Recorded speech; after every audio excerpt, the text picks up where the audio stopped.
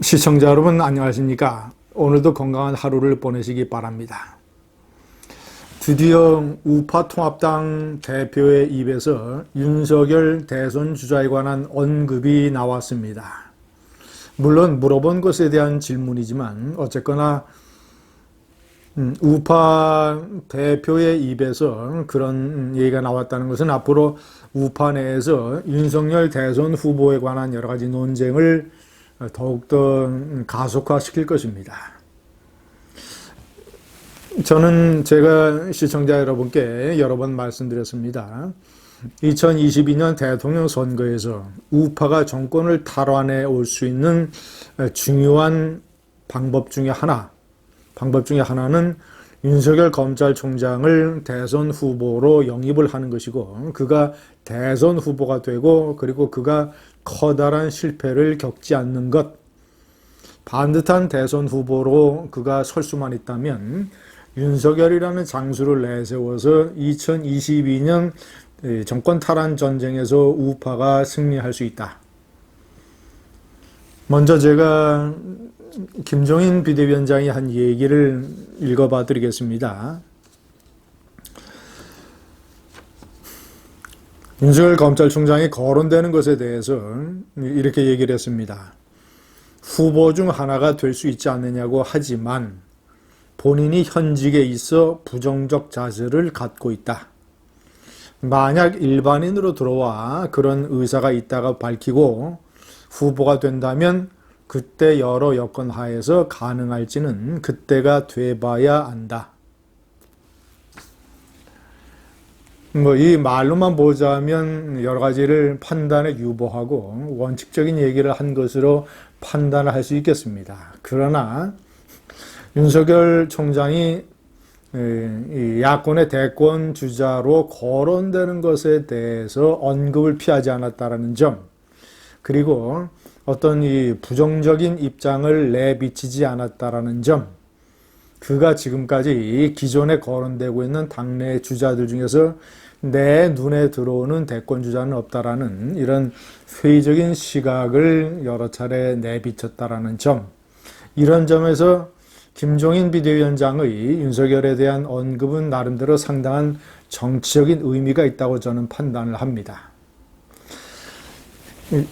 현재 통합당 안팎에서 먼저 원희룡 제주지사와 김태호 전 경남지사는 공개적으로 대통령 선거에 도전하겠다라는 뜻을 밝혔습니다. 그리고 제가 판단할 때는 오세훈 전 시장이라든가 나경원 전 의원도 나름대로 야심을 마음속으로 키우고 있다. 저는 이렇게 판단합니다. 그런 사람들이 제기하는 것은 예를 들면 재보궐선거라든가 지방선거라든가 아니면 전당대회 때 당 지도부에 도전을 하는 것, 이런 것들이 하나의 방편이 될 수가 있습니다. 당 밖에는 홍준표 전 대표가 있습니다. 자, 현재 김진태 전 의원은 현재 완전히 이 침묵 모드를 지키고 있습니다. 그러나 그도 마음속에서는 그런 뜻을 포기하지 않았을 것이라고 저는 판단을 합니다.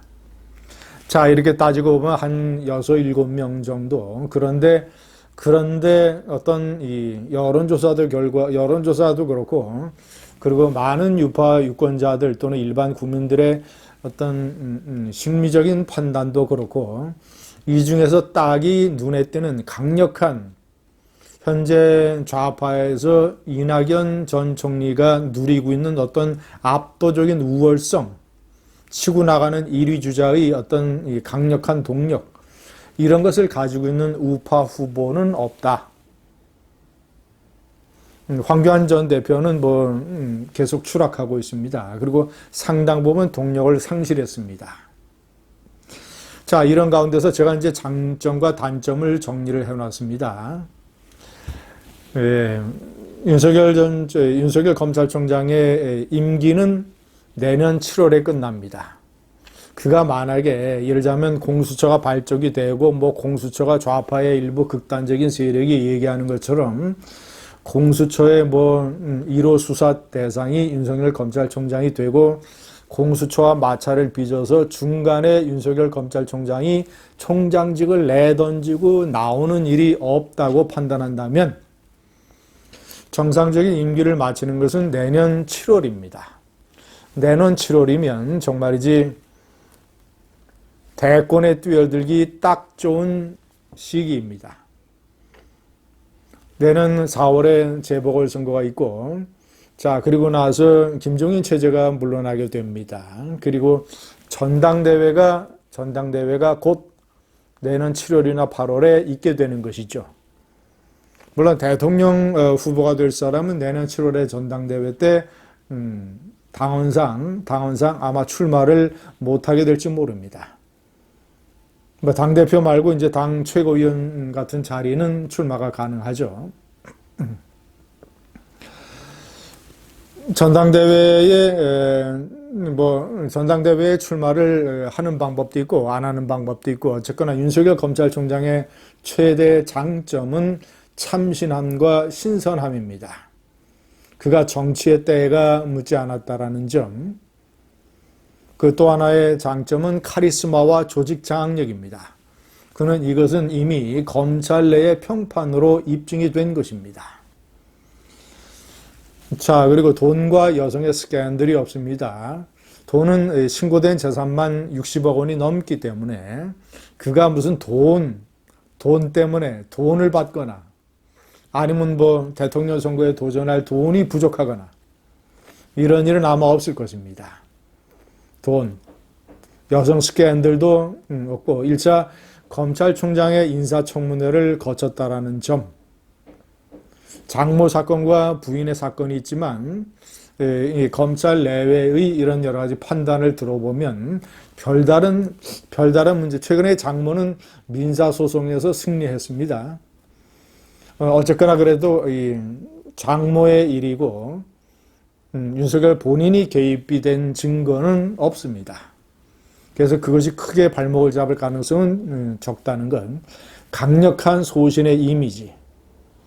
그가 이번에 정의연 사건, 이 위안부 행동, 운동, 이 문제에 관한 어떤 정확하고 합리적이고 객관적인 수사를 잘 진행을 해낸다면 그것이 또 하나의 윤석열이 하나의 실적으로 추가가 될 것입니다.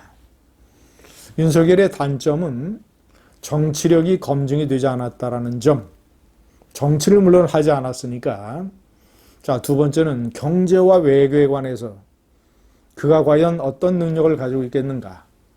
조직 장악력은 있지만 그가 과연 경제, 외교, 안보 이런 분야에서 적재적소에 인재를 쓸 만한 이런 선구안의 능력을 가지고 있는가.